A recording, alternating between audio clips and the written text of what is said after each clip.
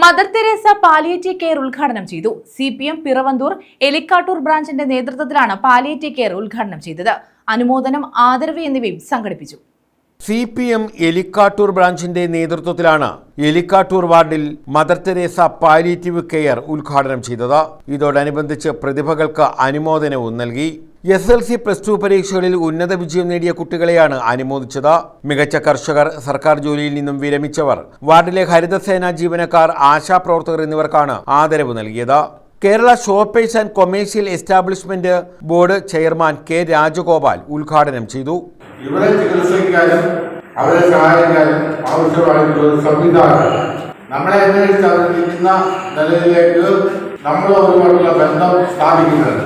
ഒരു തരത്തിലും തിരിഞ്ഞു നോക്കാൻ കിടക്കുന്ന ആളുകളെ നമുക്ക് അവിടെ ചെന്ന് സഹായിക്കുന്നത് പറഞ്ഞാൽ വലിയ കാര്യം. അപ്പൊ അവര് നമ്മളെ നോക്കിയിരിക്കും. പലരും ആളുകൾ വന്നില്ലല്ലോ, എന്നെ വിളിപ്പിച്ചില്ലല്ലോ, അല്ലെങ്കിൽ എന്നെ ആശുപത്രി കൊണ്ടുപോയില്ലല്ലോ.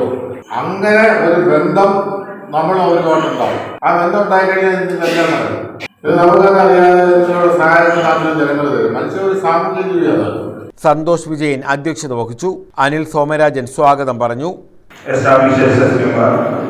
ഉദ്ഘാടകനായി വരുമെന്ന് പറഞ്ഞിട്ടുണ്ട്. അദ്ദേഹത്തെ ഈ പരിപാടിയിൽ ആദരവായി സ്വാഗതം ചെയ്തു. അടുത്തത് സഖാവി അദ്ദേഹം ജില്ലാ കമ്മിറ്റി അംഗം ആശംസാ പ്രസംഗത്തിനായി എത്തിയിരിക്കുന്നവർ അദ്ദേഹത്തെ ഞാൻ ആദരവായി സ്വാഗതം ചെയ്തു.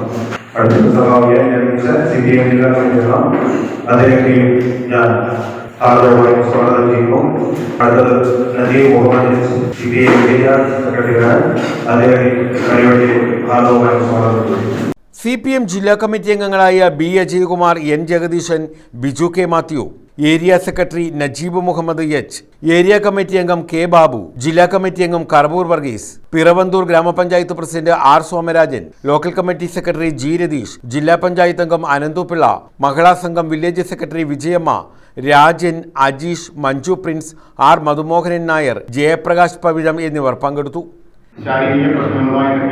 ജീവിതം മുന്നോട്ട് നീക്കുന്നവർക്ക് അവരെ സഹായിക്കുവാൻ അങ്ങനെയുള്ള ഒരു സംവിധാനം അവർക്ക് വേണ്ടി നമ്മൾ കൊടുക്കുക.